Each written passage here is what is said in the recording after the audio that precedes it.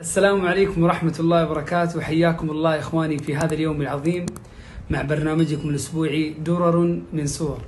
واليوم معنا سورة عظيمة من سور القرآن، وهذه السورة سورة مكية إلا بعض آياتها مدنية.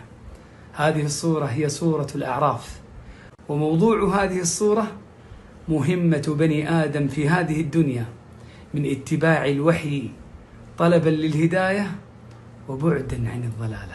هذه السورة العظيمة سميت بسورة الأعراف لذكر الأعراف فيها. فمن هم أصحاب الأعراف؟ وما هو الأعراف؟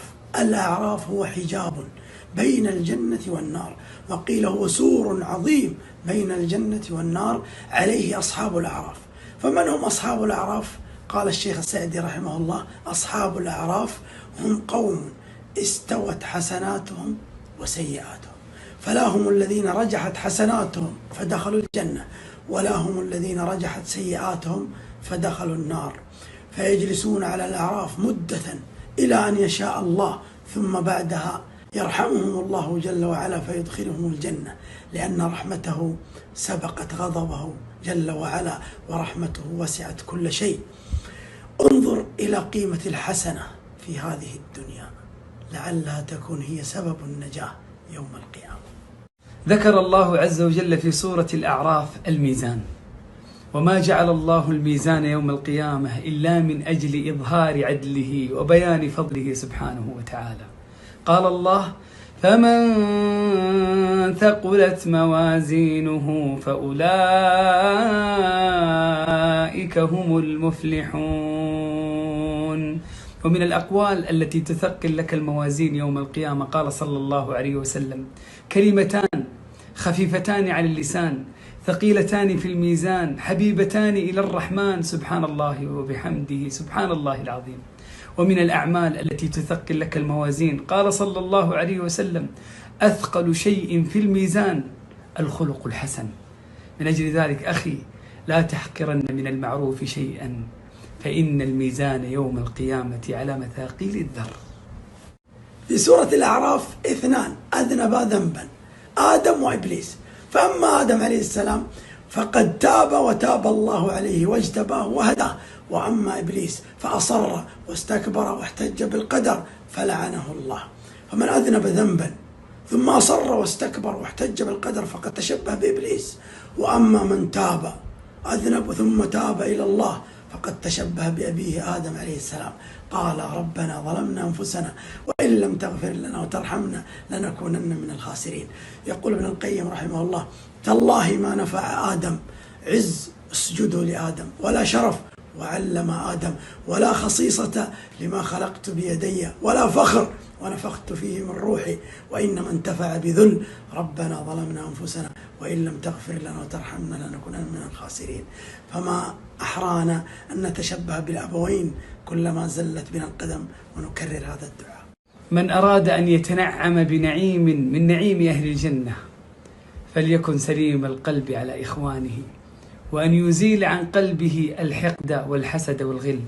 قال الله عز وجل عن أهل الجنة: ونزعنا ما في صدورهم من غل تجري من تحتهم الأنهار كلما عشت سليم الصدر كلما قويت أواصر الأخوة بينك وبين إخوانك.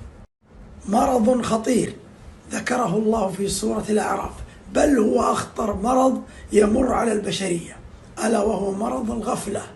بل من اتصف به أصبح أضل من الأنعام.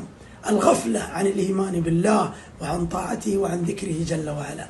قال الله عز وجل: ولقد ذرأنا لجهنم كثيرا من الجن والإنس لهم قلوب لا يفقهون بها، ولهم أعين لا يبصرون بها، ولهم آذان لا يسمعون بها، أولئك كالأنعام بل هم أضل، أولئك هم الغافلون. ثم أعطانا الله عز وجل في آخر السورة علاجا فعالا للغفلة، ألا وهو إدمان الذكر وإدمان التضرع لله جل وعلا. قال الله: واذكر ربك في نفسك تضرعا وخيفة ودون الجهر من القول بالغدو والآصال ولا تكن من الغافلين. في سورة الأعراف ذكر الله عز وجل ذنبا عظيما بسببه يصرف العبد عن آيات الله الشرعية وعن آياته الكونية، ألا وهو ذنب الكبر. قال الله: سأصرف عن آياتي الذين يتكبرون في الأرض بغير الحق وإن يروا كل آية لا يؤمنوا بها وإن يروا سبيل الرشد لا يتخذوه سبيلا وإن يروا سبيل الغي يتخذوه سبيلا ذلك بأنهم كذبوا بآياتنا وكانوا عنها غافلين. الكبر أول ذنب عصي الله به. قال صلى الله عليه وسلم: لا يدخل الجنة من كان في قلبه مثقال ذرة من كبر. قاعدة في فن التعامل مع الناس ذكرها الله عز وجل في سورة الأعراف، التزم بها تسعد. قال الله عز وجل: خذ العفو وأمر بالعرف وأعرض عن الجاهلين. خذ العفو، كن سهلا لينا مطواعا ميسرا للناس، لا تكلف الناس ما لا يتحملون من طبائعهم، بل عاملهم باللطف واللين. وأمر بالعرف بكل قول حسن وفعل جميل وخلق كامل للقريب والبعيد، وأعرض عن الجاهلين. إذا خصمك الجاهل فعالجه بالتجاهل. هذه الآية آية جامعة لمحاسن الأخلاق.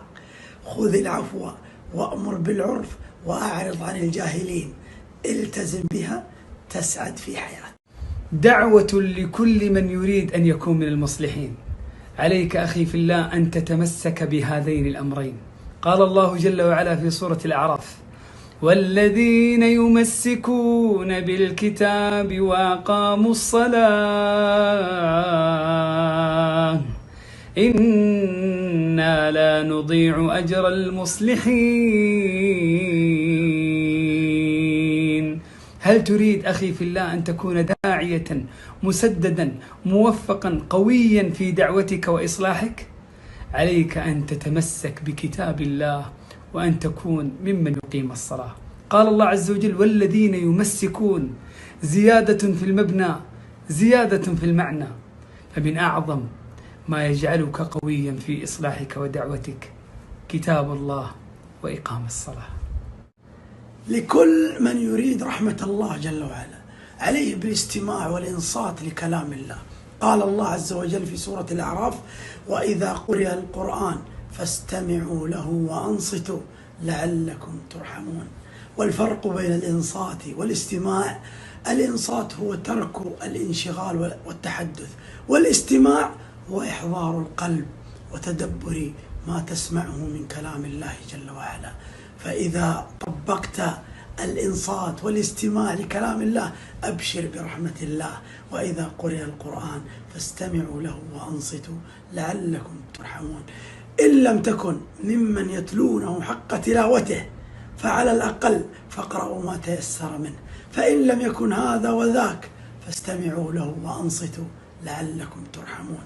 ما الرحمة أسرع إلى أحد بأسرع منها إلى مستمع كلام الله.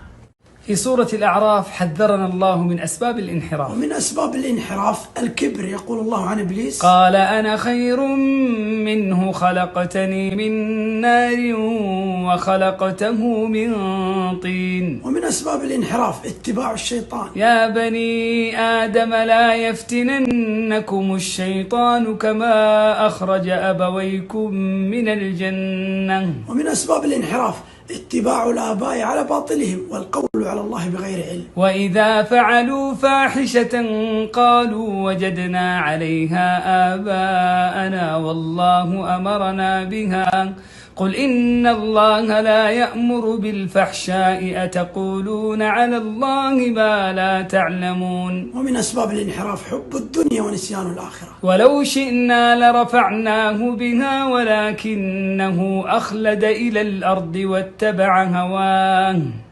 بعد أن حذرنا الله في سورة الأعراف من أسباب الانحراف، بين الله لنا المخرج والمنقذ من هذا الانحراف ألا وهو كتاب الله.